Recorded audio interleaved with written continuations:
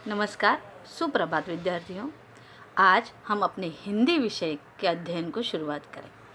हिंदी विषय छठी कक्षा के सारे विद्यार्थियों को मेरा प्यार भरा नमस्कार।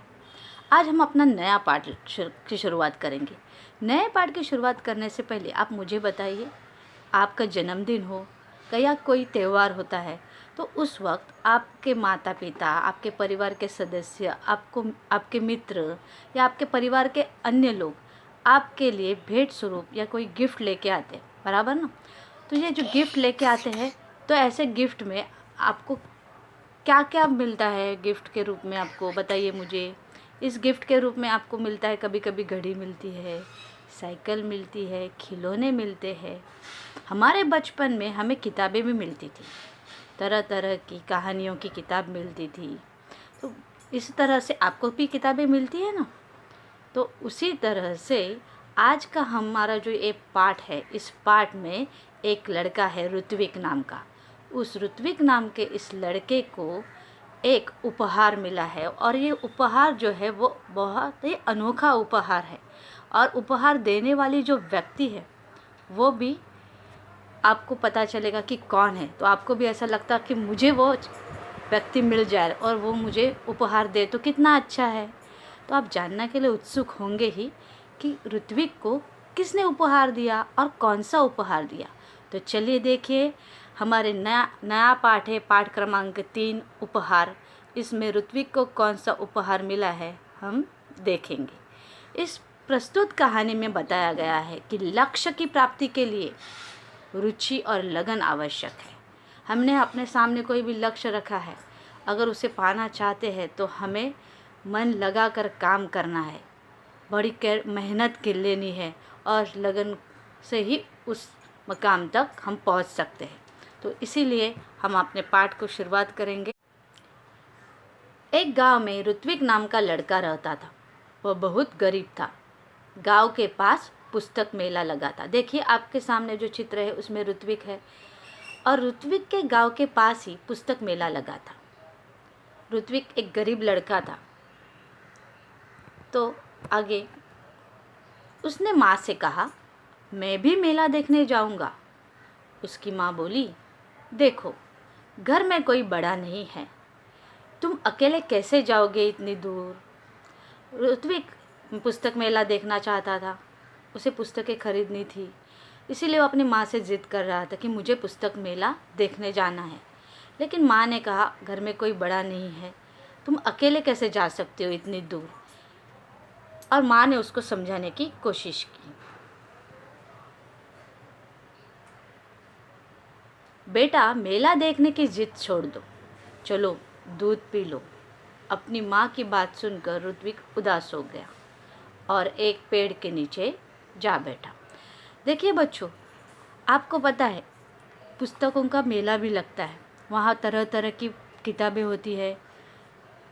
तो हम लोग वो किताबें देखकर हमें चाहिए तो किताबें खरीद भी सकते हैं। बाज़ार में कौन सी नई किताबें आई है वो हमें सारी किताबें देखने को वहाँ मिलता है। हमारे स्कूल में भी पुस्तक मेला लगता है, आपने देखा होगा।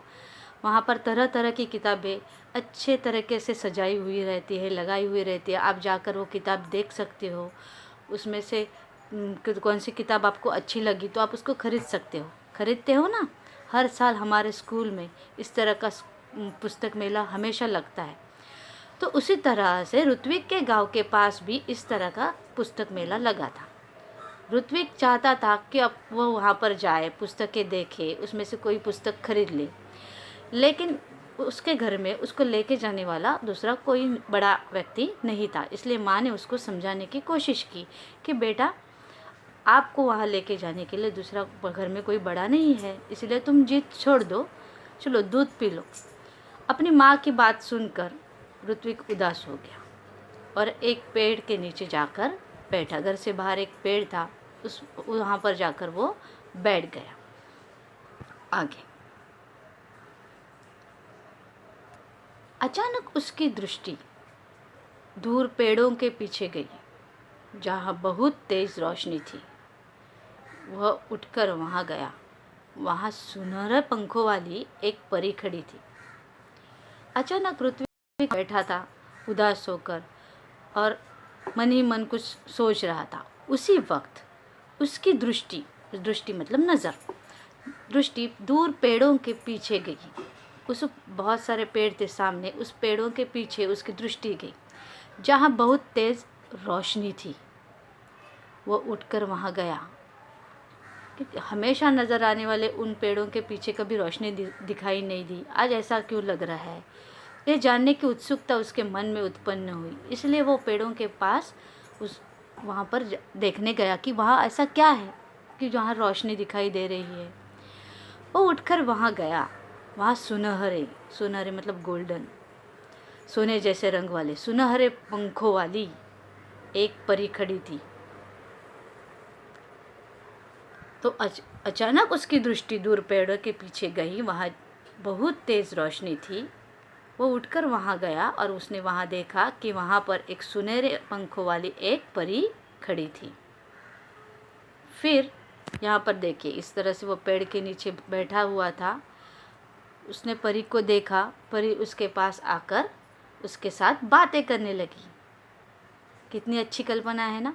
परी आती है, हमने हमेशा सपनों में देखा कि परी आती है, हमसे बात करेगी। आपको हमेशा ऐसा कभी आपने सोचा है क्या कि कोई परी आ जाए, हमसे बात करे, या हमें जादू से कोई भी चीज़ हमें चाहिए वो दे दे?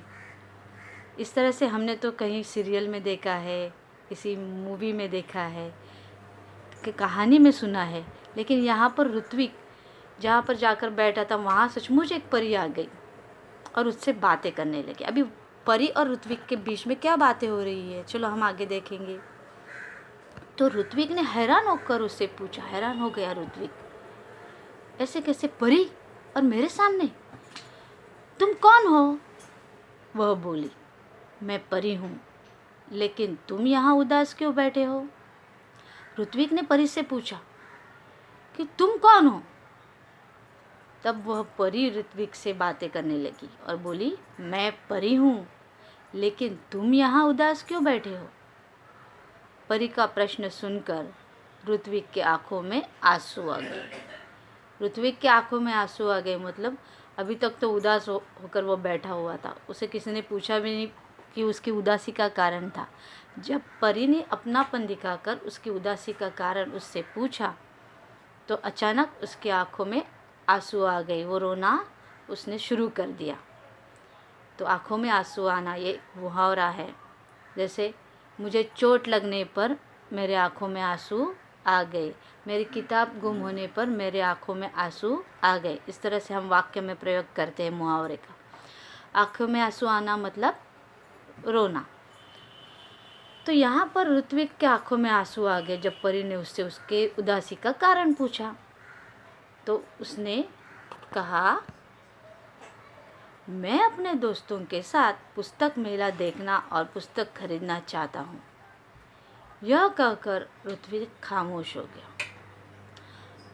यहाँ पर ऋत्विक ने अपनी उदासी का कारण परी को बता दिया कि मैं अपने दोस्तों के साथ पुस्तक मेला देखना और पुस्तक खरीदना चाहता हूँ।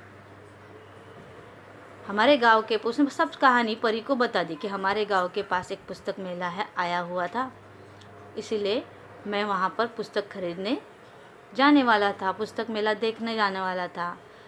और उसका और उसके माँ के बीच में जो वार्तालाप हुआ वो कहानी उसने अपने परी को बता दी। मैं अपने दोस्तों के साथ पुस्तक मेला देखना चाहता था और पुस्तक खरीदना चाहता था। और आगे उसने कुछ भी नहीं कहा और वो चुपचाप शांति से खामोश होकर बैठ गया। खामोश होना, कुछ न कह पाना। आगे तब परी बोली, इसमें दुख की क्या बात है?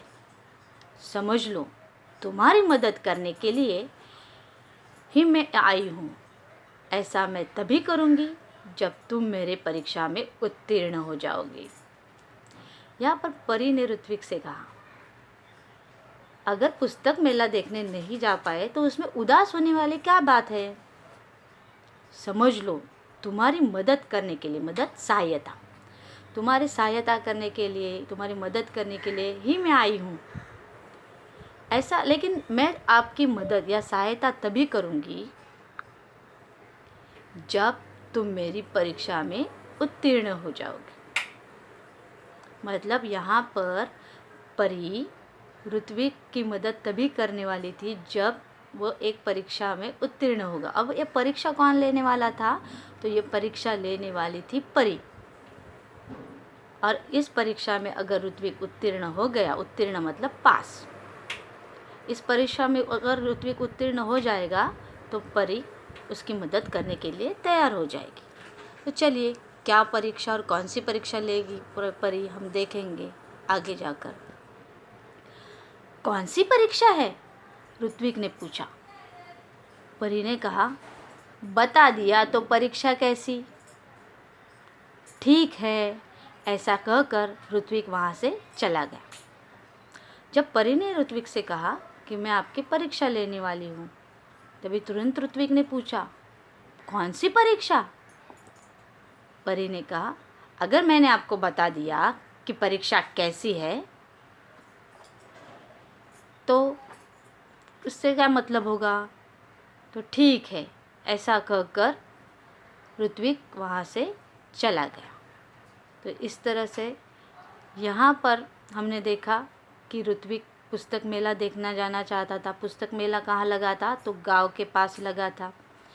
जब उसने अपनी इच्छा अपनी माँ से बताई कि मुझे पुस्तक मेला देखना है, तब माँ ने उससे इनकार कर दिया। माँ ने कहा, नहीं, घर में कोई बड़ा व्यक्ति नहीं है जो तुम्हें वहाँ लेके जा सके, इसीलिए तुम पुस्तक मेला देखने जाने की जिद छोड़ दो। माँ की यह बातें सुनकर ऋत्विक उदास हो गया और ऋत्विक घर के बाहर एक पेड़ के नीचे जा बैठा। अचानक उसकी दृष्टि सामने के पेड़ों के पीछे से एक रोशनी नज़र आ रही थी, उस पर गई। वो वहाँ चला गया और उसने वहाँ देखा एक सुनहरे पंखों वाली परी वहाँ खड़ी थी और वह परी ऋत्विक से बातें करने लगी। परी ने ऋत्विक को उसकी उदासी का कारण पूछा। ऋत्विक ने बताया कि मैं अपने दोस्तों के साथ पुस्तक मेला देखने जाना चाहता था और पुस्तक खरीदना चाहता था, लेकिन जा न सका। तब परी ने कहा कि मैं तुम्हें पुस्तक मेला या तुम्हारी परेशानी दूर कर सकती हूँ, लेकिन उसके पहले तुम्हें एक परीक्षा देनी पड़ेगी और परीक्षा में तुम उत्तीर्ण हो गए तो ही मैं तुम्हारी सहायता करूँगी। ऋत्विक ने उस परी से तुरंत पूछा, कौन सी परीक्षा आप लेने वाले हैं? परी ने कहा, अगर मैंने आपको बता दिया कि मैं आपकी परीक्षा कैसे लेने वाली हूँ, कौन सी लेने वाली हूँ, तो उसमें मतलब ही नहीं। इस बात पर ऋत्विक ने कहा, ठीक है। ऐसा कहकर ऋत्विक वहाँ से चला गया। आज हम यहाँ तक ही अपना पाठ देखेंगे। इस पाठ के ऊपर जो शब्द वाटिका है वो आप लिख लीजिए अपनी कॉपी में। नए शब्द: तेज, प्रखर, पोटली, एक छोटी थैली, हैरान, चकित, राहगीर, पथिक, मुहावरे: आंखें भर आना, दुखी होना, तय करना, निश्चय करना, चकित होना, आश्चर्य करना, आँख लगना, नींद आ जाना। ठीक है, आगे हम प्रश्न देखेंगे। एक वाक्य में उत्तर लिखिए। ऋत्विक कहाँ जाना चाहता था? उत्तर है, ऋत्विक अपने दोस्तों के साथ पुस्तक मेला देखने जाना चाहता था। ऋत्विक कहाँ जाना चाहता था? ऋत्विक अपने दोस्तों के साथ पुस्तक मेला देखने जाना चाहता था। दूसरा प्रश्न है, दूसरा प्रश्न है, पुस्तक मेला कहाँ लगा था? गांव के पास पुस्तक मेला लगा था। पुस्तक मेला कहाँ लगा था? गांव के पास पुस्तक मेला लगा था। उसके बाद वाले जो प्रश्न है वो इस तरह से है, किसने किससे कहा। पहला प्रश्न है, मैं भी मेला देखने जाऊंगा। ऋत्विक ने माँ से कहा। इस तरह से आपको लिखना है, मैं भी मेला देखने जाऊंगा, ऋत्विक ने माँ से कहा। मैं परी हूँ, लेकिन तुम यहाँ उदास क्यों बैठे हो? परी ने ऋत्विक से कहा। परी ने ऋत्विक से कहा। कौन सी परीक्षा है? ऋत्विक ने परी से कहा। ऋत्विक ने परी से कहा। उसके आगे जो है भाषा के और निम्नलिखित शब्दों के समानार्थी शब्द लिखिए। इस कहानी में से ही ढूंढना है। जैसे सखा, मित्र, वृक्ष, पेड़, जननी, माँ, नयन, आँख, भगिनी, बहन। वापस, सखा, मित्र, वृक्ष, पेड़, जननी, माँ, नयन, आँख, भगिनी, बहन। तो इस तरह से यह जो पाठ है, आज हमने यह आधा पाठ पढ़ा है। इसके आगे वाला जो पाठ है, उर्वरित भाग, हम हमारे अगले तासिका में लिखेंगे। तो अभी आपको क्या करना है, यह जो पाठ है जहाँ तक पढ़कर हमने पढ़ाया है वहाँ तक आपको एक बार वापस पढ़ना है, उसका वाचन करना है। यहाँ पर दिए हुए शब्दार्थ लिखने हैं, प्रश्न लिखकर उनके उत्तर अपने कॉपी में लिखना है और पाठ का वाचन करना है। ठीक है, हम इसके बाद हम आगे का पाठ देखेंगे।